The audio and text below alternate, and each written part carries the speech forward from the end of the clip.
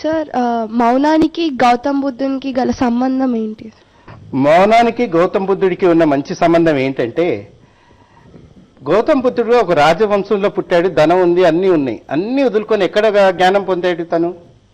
ఒక చెట్టు కింద, బౌద్ధ చెట్టు కింద.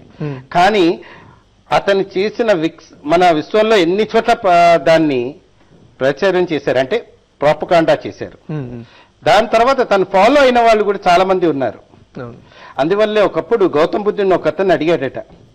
ఏమని అడిగాడంటే, మీరు దేవలోకం నుంచి వచ్చారా అన్నారట. ఆయన ఏం కాదు అన్నాడట. మీలో ఏమన్నా ఎక్స్ట్రా శక్తులు ఉన్నాయా అన్నట్ట. కాదు అన్నాడు. మీరు మనిషా అన్నాడట. కాదు అన్నాడట.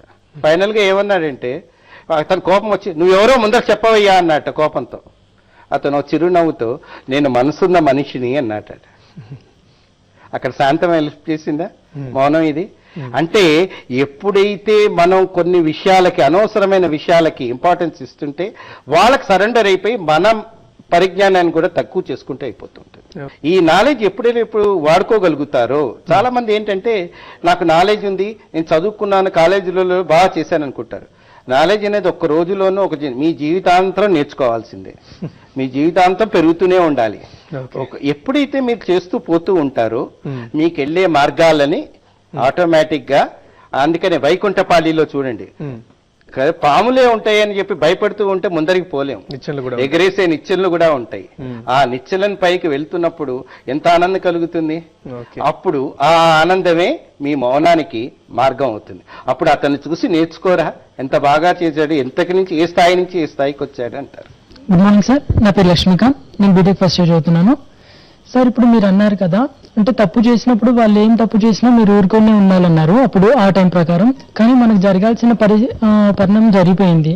సో దానివల్ల యూజ్ ఏం లేదు కదా సార్? ఇది మీ మీద నమ్మకం ఉన్న వాళ్ళు ఫస్ట్ నుంచి మనకు జనరల్ గా మన మీద ఎవరైనా ఒక నింద వేసేటో అబ్జర్వ్ చేస్తారు. కొంచెము నాలెడ్జ్ పరిస్థితి, తను గెలవలేను నీ మీద అన్నప్పుడే ఎక్కువగా మీ మీద ప్రతిక్రియ అనేది జరుగుతూ ఉంటుంది. బాలుని ఒకసారి చూడండి, భూమి మీద కొట్టినప్పుడు ఎంత పైకి ఎగురుతుంది అంటే దానిలో ఒక శక్తి నువ్వు కూడీకరించినప్పుడు తిరిగి రియాక్షన్ అనేది జరుగుతూ పైకి ఎగరగలుగుతూ ఉంటుంది. ఒకళ్ళు మిమ్మల్ని, మీ భవిష్యత్తును పాడు చేయడానికి ఎవరి చేతిలో లేదండి. ఎందువల్ల అంటున్నానంటే, ఇవాళ రేపు పిల్లల టీనేజర్స్ కి వాళ్ళకేం తెలుసు, మాకు తెలిసినంతగానే ఎదుటి వ్యక్తికి ఏం తెలుసు అనుకుంటూ ఉంటారు. వాళ్ళు ప్రతిరోజు చూడండి, మీరు ఇంటర్మీడియట్ దాకా కష్టపడ్డ చదువుని డిగ్రీలకు వీటన్ని వచ్చి పాస్ పర్సంటేజ్ ఎంతో తెలుసా మీకు? ఈ 40 నుంచి 50% ఉంటుంది. తక్కిన 50% ఏమైపోతున్నారు?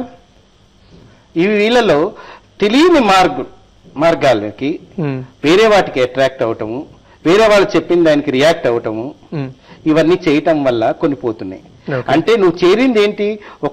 ఒక విద్యా సంస్థలో చేరినప్పుడు ఆ డిగ్రీ తెచ్చుకోవటానికి, మీ మౌనంగా మీ శక్తి స్థాయిని చూపించడానికి పేపర్లలో. మీరు చూడండి, బాగా చదివే పిల్లవాడిని ఏదైనా చేస్తే ఎటువంటి లెక్చర్ అయినా పక్కన పిలిచి చెప్తాడు, అందరి ముందర చెప్పడు. రైట్? కష్టంలో ఉన్నాడని తెలిస్తే మన వాళ్ళు ఎంతో విధంగా, మన రోడ్డు మీద చాలాసార్లు చూస్తూ ఉంటాం, కష్టంలో ఉన్నాడంటే చాలా మంది తెలియని వాళ్ళు కూడా వచ్చి సహాయం చేస్తూ ఉంటారు. కానీ మనం ఏం చేస్తూ ఉంటామంటే, ఏదో ఇప్పుడు సపోజ్ మనం ఒక కారులో వెళ్తున్నాము, ఒక సైకిల్ అతనో బండి అతనో కొంచెం కారు గీసుకుంటూ వెళ్ళిపోతాడు. అతనితో కొట్లాట పెట్టుకోగా నీ కారు రెక్టిఫై అవుతుందా? కాదు. నీ మైండ్ అప్సెట్ అవుతుందా? అవుతుంది. నీవు వెళ్ళాల్సిన టైంకి ఆలస్యంగా వెళ్తున్నావా? అక్కడ దీనికి. కానీ అదే పిల్లవాడికి నీకు టైం ఒకవేళ ఉన్నప్పుడు పక్కన ఆపుకొని అతను పిలిచి, ట్రాఫిక్ ఇబ్బంది లేకుండా పిలిచి, నానా దీనివల్ల ఇది జరుగుతుందంటే, అతను మంచి వ్యక్తి అయితే, మనిషికి అందుకనే అంటారు, మనిషికి ఒక మాట గొడ్డుకు ఒక దెబ్బ అంటారు. Good morning sir, this is Rajender. Sir, మనం సక్సెస్ సాధించాలంటే కమ్యూనికేషన్ కూడా అవసరం ఇతరులతోని. కానీ మనం మౌనంగా ఉంటే ఇతరులతోని కమ్యూనికేషన్ ఎట్లా? ఇది మౌనం అనే దానికి ప్రతి దానిని మనం మౌనంగానే తీసుకోవాలని కాదు. క్రియ అంటే ఆర్గ్యుమెంట్స్ లో ఏది సాధించలేం. ఎదుటి వ్యక్తితో ఆర్గ్యుమెంట్ చేస్తున్న కొద్దీ మన టైంని మనం పాడు చేసుకున్నట్టు అవుతుంది. కానీ అతనికి ఆ టైంలో సైలెంట్ గా ఉండండి. రెండో రోజు అతన్నే పిలిచి, నిన్న ఈ పని వల్ల ఇట్లా జరిగింది, అయ్యో సారీగా అంటాడు. అప్పుడు నీ మాటలు నువ్వు వెనక తీసుకుంటావా? తీసుకోలేం కదా. కానీ అదే మౌనాన్ని ఇంటర్వ్యూకి వెళ్ళి, ఇందాక కూడా చెప్పాను నేను, ఇంటర్వ్యూకి వెళ్ళినప్పుడు చూపిమని ఎట్లేదు.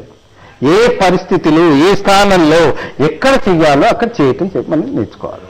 ఇప్పుడు మాట్లాడలేని, చాలా ఎక్కువ మాటలు మాట్లాడలేని ప్రతి వారిని మనం ఇక ఏమీ చేయలేని వాడు అని అనుకోవద్దంటారా? అనుకోవద్దండి. సైలెంట్ గా ఉన్నవాడు తన మార్గం ఏంటో తెలిసిన వాడై ఉంటాడు. ఈ రోడ్ మ్యాప్ వేసుకొని ఉంటాడు, ఆల్రెడీ ఒక బ్లూ ప్రింట్ తయారు చేసుకొని ఉంటాడు. ఓకే. ఆ బిల్డింగ్ కట్టిన తర్వాత అబ్బా ఇంత బాగా కట్టారే, ఈ ఏ ఆర్కిటెక్చర్ చేత వేయించారని అడుగుతారు. కానీ ఇప్పుడు చూస్తుంటే గలగలా మాట్లాడే వారికే కదా ఎక్కువ డిమాండ్ ఉంది. అంటే గలగలగా మాట్లాడటానికి స్థానం బట్టి అంటున్నాను నేను. ఓకే. స్థానాన్ని బట్టి, ఇప్పుడు ఒక సందర్భాన్ని బట్టి. పెళ్లికి వెళ్ళినప్పుడు సైలెంట్ గా ఉండమని అనట్లేదు, బాగున్నారా, ఎట్లా ఉన్నారు, ఏం చేస్తున్నారని అడగమన్నారు. ఓకే. అదే ఒక వ్యక్తి చనిపోయినప్పుడు మనం వెళ్ళినప్పుడు అక్కడ గలగలా మాట్లాడామనుకోండి, అక్కడ ఇండిసిప్లైన్, అక్కడ మౌనం. ఓకే. కానీ పెళ్లికి వెళ్ళినప్పుడు నీ ఇష్టం వచ్చినట్టు అడగమని కాదు, దానికి పద్ధతి ఉంటుంది. అంటే మనిషి అన్నవాడికి ఒక పద్ధతిలో పెరిగితే ఎప్పటికైనా సరే, ఇతను డల్ అన్నవాడు కూడా తన నాలికి తనకు కొరుక్కుండేటట్టుగా తయారవుతాడు.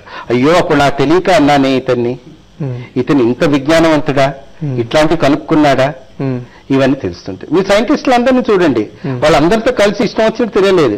వాళ్ళ లోకల్లో వాళ్ళు ఉంటారు, వాళ్ళ చింపురు జుట్టు, వాళ్ళ డ్రెస్సులు ఇవి అన్నీ ఉంటాయి. మన ఒక సైంటిస్ట్ అనగానే ఒక ముద్ర పడిపోతుంది, గడ్డం కూడా తీసుకోడు, ఇదిగా ఉండడు ఇదని. కానీ అతను ఒక వస్తువు కనుక్కున్న తర్వాత ఎంత నీట్ గా వచ్చి ఒక అవార్డు తీసుకుంటే అప్పుడు ఎంత బాగా తయారయ్యి వస్తాడు. అంటే ఆ పనిలో లీలమైపోయి ఉండటము, రైట్, పక్కదారులు పట్టించుకోకుండా ఉండటం. ఓకే రవికుమార్ గారు, ఇంకో క్వశ్చన్ మీకు రెడీగా ఉంది.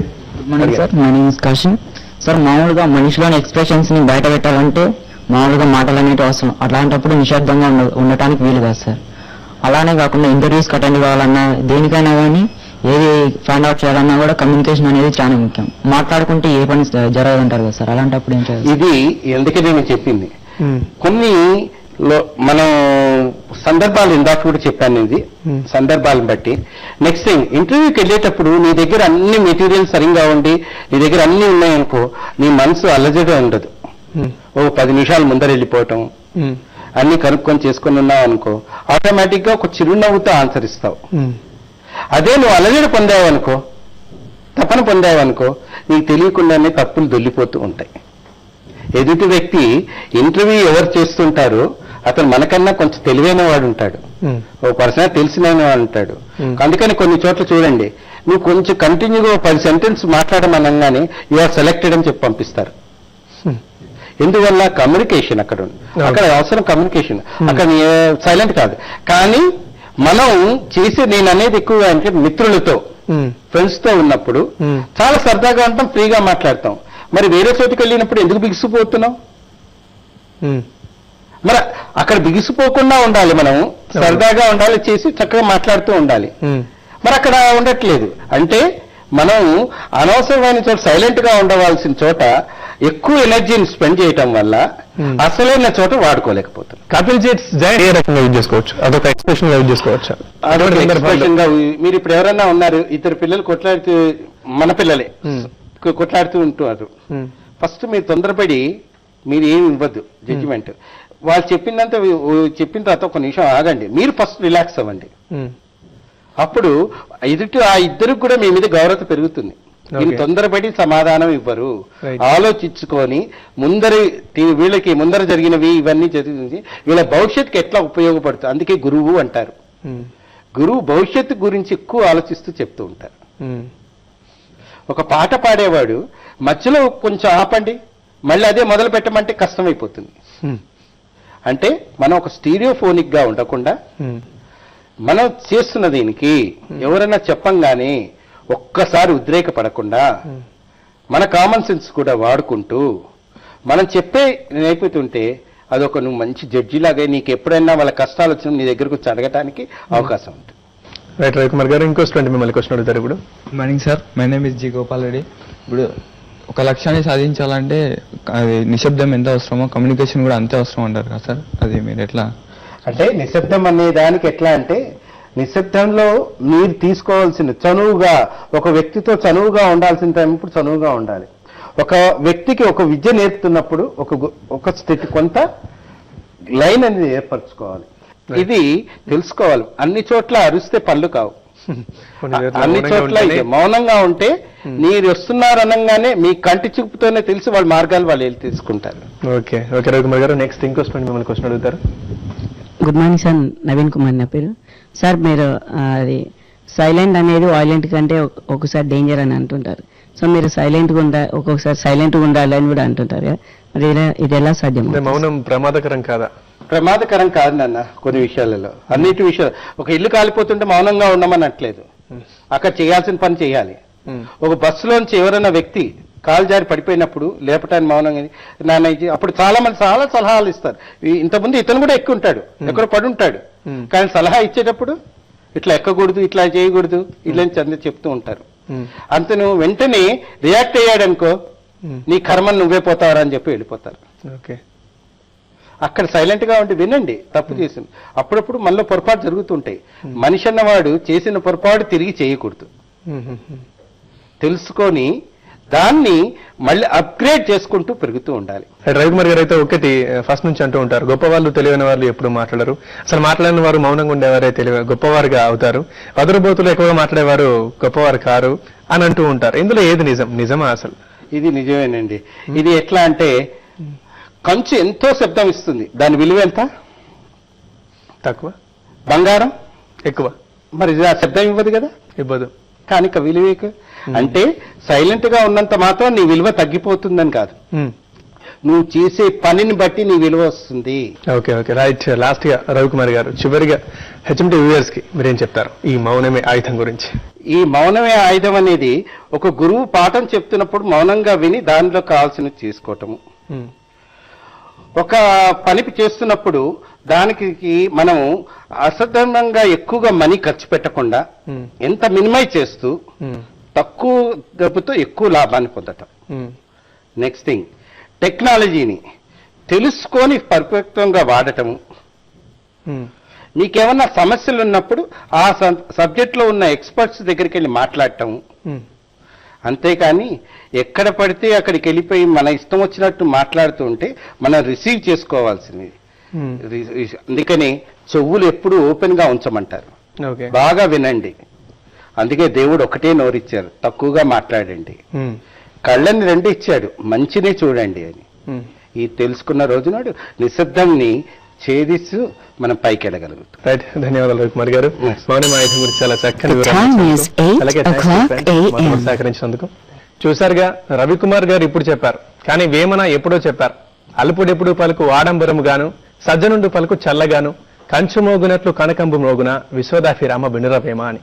మొత్తానికి మనం మౌనంగా ఉండడం అనేది మూర్ఖత్వం లేదా చేతకంత్రమో అనిపించుకోదు. ఒకవేళ అనిపించుకుంటే అది వాళ్ళ తప్పు, మనది కాదు. కాబట్టి మాట్లాడాల్సిన చోట మాట్లాడండి, మౌనంగా ఉండాల్సిన చోట మౌనంగా ఉండండి.